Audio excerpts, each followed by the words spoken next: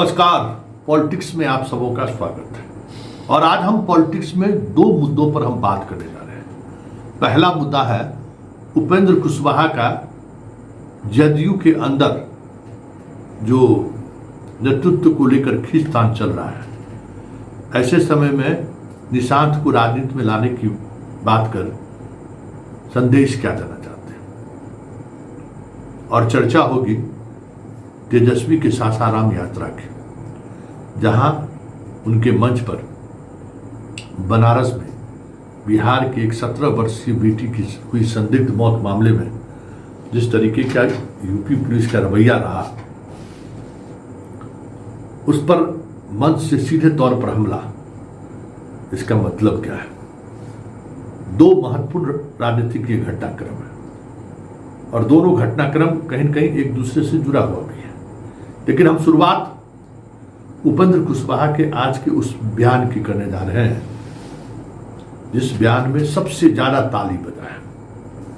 हैरान करने वाली बात है कि उपेंद्र कुशवाहा ने अपने कार्यकर्ताओं को पटना बुलाया था एनडीए को मजबूत करने के लिए, लेकिन जब बात निशांत के ताजपोशी की उन्होंने की तो सबसे ज्यादा तालियां बजी। तो इसका मतलब क्या है? और उपेंद्र कुशवाहा दूसरी बार ये बयान दिया है, उस बयान का जदयू के अंदर क्या प्रभाव पड़ेगा, चर्चा इस पर भी होगी। लेकिन पहले हम आपको उपेंद्र कुशवाहा का वो बयान सुना देते हैं, क्योंकि वो बयान सुनना जरूरी है। अंदाज उनका निराला था और सीधे तौर पे जदयू के ऐसे नेताओं को चुनौती भी थी जो इन दिनों पार्टी को हाईजैक करने की कोशिश कर रहे हैं। क्या कहने का मतलब है उपेंद्र कुशवाहा का और उसका क्या प्रभाव पड़ेगा, बात करने से पहले उपेंद्र कुशवाहा का बयान सुनिए। तो भाई और मित्रों, इसलिए हम बार बार बोलते हैं, कई लोगों को यह बात अटपटी लगती है। मैं आज भी इस मन से कह रहा हूं, मेरे पीछे बाउंड्री वॉल के पीछे पार्टी कार्यालय में बैठे हुए लोग सुन रहे होंगे।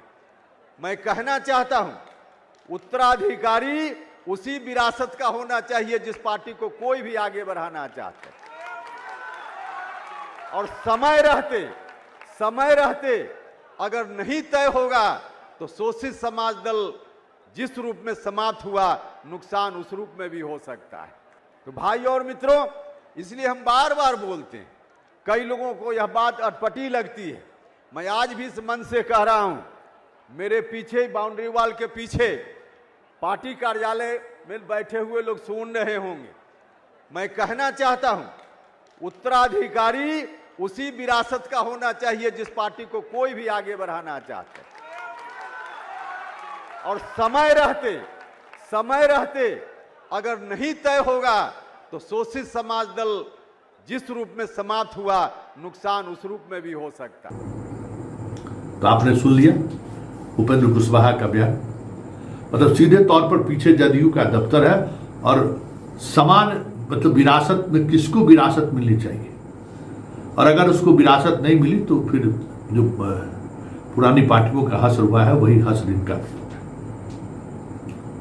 और सबसे अधिक तालियां बजी, इसका मतलब आप समझ गए। इसका सीधे तौर पर राजनीतिक मतलब अगर आप लगा लें तो ये तय समझिए कि 2025 के विधानसभा चुनाव से पहले ही जदयू के अंदर जो सियासत चल रही है और उस सियासत की वजह से जो एक मैसेज जा रहा है, कहीं न कहीं उस मैसेज को निष्प्रभावी करने के लिए या फिर उस मैसेज के सहारे अपने लोगों को संदेश देने की कोशिश उपेंद्र कुशवाहा कर रहे हैं कि जो भूजा पार्टी है वो पार्टी को हाईजैक कर दिया है और वो लोग नेतृत्व संभालना चाह रहे हैं या पार्टी को अपने कब्जे में करना चाह रहे हैं और ये सही नहीं होगा। तो ये इशारा संकेत है कि 2025 के विधानसभा चुनाव में अगर नीतीश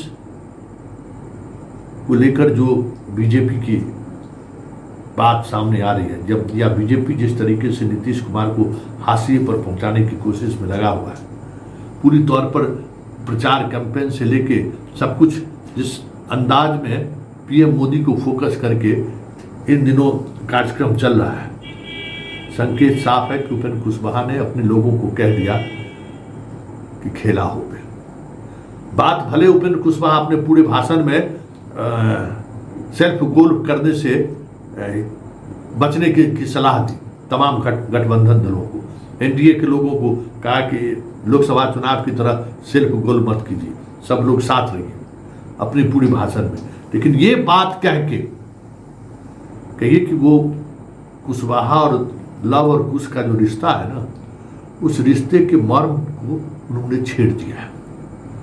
और उपेंद्र कुशवाहा की कही गई ये बात गांव-गांव तलक जाएगी, ये भी तय है। और ऐसे में जदयू का वोटर, जो वोटर है, जदयू का वोटर ब्राह्मण, भूमियार, राजपूत नहीं है। जदयू का वोटर अति पिछड़ा, कुशवाहा और कुर्मी है। उपेंद्र कुशवाहा के इस बयान से उनकी मानसिकता पर क्या प्रभाव पड़ेगा, उसके समझदारी पर क्या प्रभाव पड़ेगा, वो किस तरीके से इस बात को लेंगे, ये महत्वपूर्ण है। इसलिए उपेंद्र कुशवाहा के तमाम दलीलों के बावजूद चलते चलते उन्होंने जो ये बातें कह दी, ये तय मानिए कि नीतीश कुमार के साथ कहीं दूर दूर तक अनजस्टिस होते हुए दिख गया, या फिर चुनाव के बाद नीतीश नहीं कोई और मुख्यमंत्री बन सकते हैं। अगर ये संकेत जो अब दिखने लगा है, अगर ये मजबूती के साथ सामने आने लगा, तो संकेत कुशवाहा का साफ है, खेला हो गए। अब इसका असर पड़ेगा, ऐसा नहीं कि असर नहीं पड़ेगा। पहले से ही उनके वोटर थोड़ा असहज है नीतीश कुमार को लेकर, जिस तरीके की बातें सामने आ रही है। आने वाले समय में ये असहजता और बढ़ेगी, क्योंकि निशांत पार्टी में आए, ये जो पदाधिकारियों की टीम है वो भी नहीं चाहता है, कहीं न कहीं बीजेपी से वो कंट्रोल्ड है।